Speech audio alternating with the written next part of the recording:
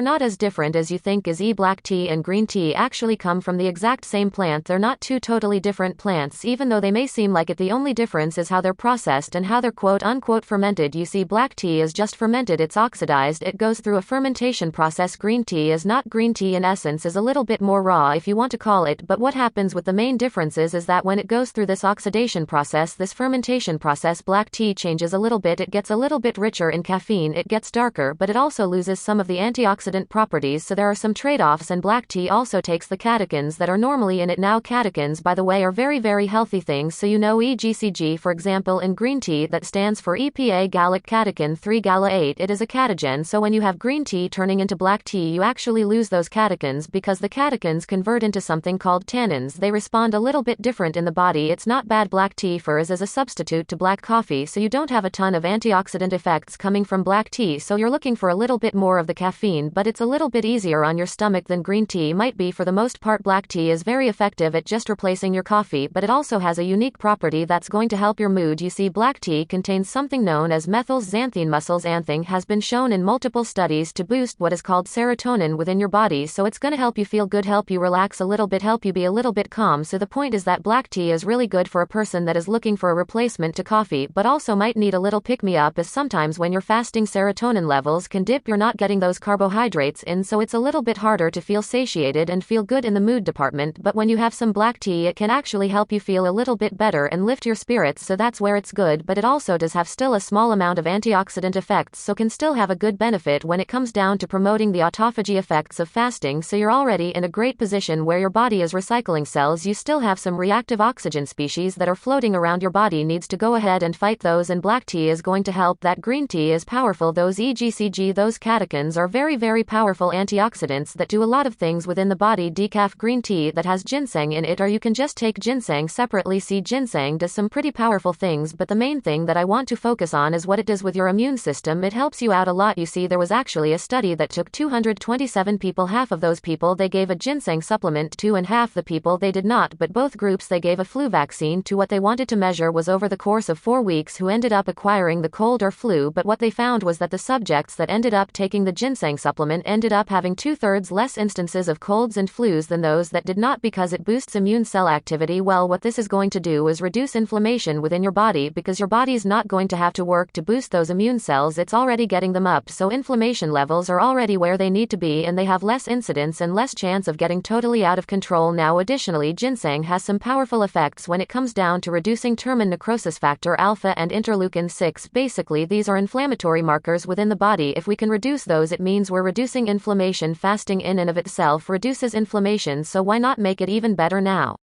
This is again only going to be for someone that's looking for the additional boost without the caffeine, which leads me into the next one, which is fully leaded green tea in a matcha form.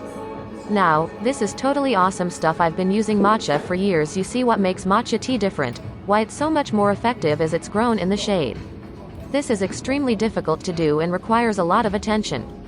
But when it's grown in the shade, it boosts the level of chlorophyll within the plant. You say when you have a plant that's in the shade, it has to produce more chlorophyll to get a little bit more green, so that it can ultimately attract more sunlight to process photosynthesis, so it can grow. So it has to work harder, but it ends up being a lot more powerful when it comes down to antioxidants.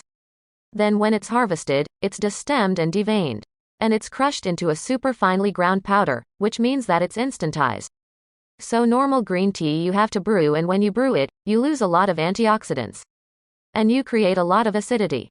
But when it's instantized in a super high quality matcha form, you're absorbing it all without destroying any of the flavonoids and without destroying any of the effects that are positive on your body. If you don't mind just getting a little bit amped up and getting some good energy throughout the course of the day, it's totally awesome for that. But you want to couple it with lion's mane, and here's the cool thing. I've been using lion's mane, which is a form of mushroom extract, for years to boost my cognition and boost my overall brain performance. Well, for Sigmatic has managed to combine matcha with their famed lion's mane extract, which is what they've been known for so long.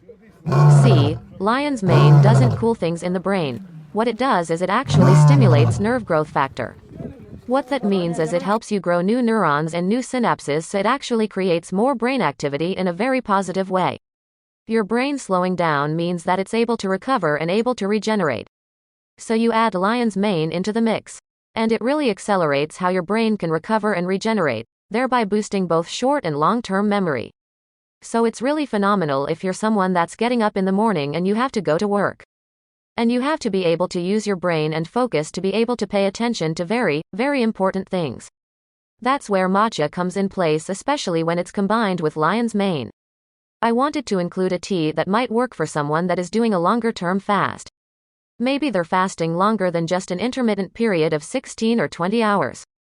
Maybe they're going into a 48-hour fast because it all comes into play. The thing with chamomile is it's known widespread to relax you, but it contains something known as apigenin. What this apigenin does is actually get this, it affects benzodiazepine receptors in your brain. You don't have benzo as talking about Valium, we're talking about Xanax or anything like that, that makes you super chill, makes you relax. They give you value before surgery so you don't get all freaked out. Well, chamomile tea works on the same receptors in your brain that benzodiazepine pharmaceuticals work on. So it literally relaxes you the same way that Valium or Xanax does, of course, not to that same degree. But I drink chamomile when it's time to just chill out, when it's evening time and I don't want to consume any extra calories. It's a perfect tea to drink in the evening time. It also boosts your immune system as well.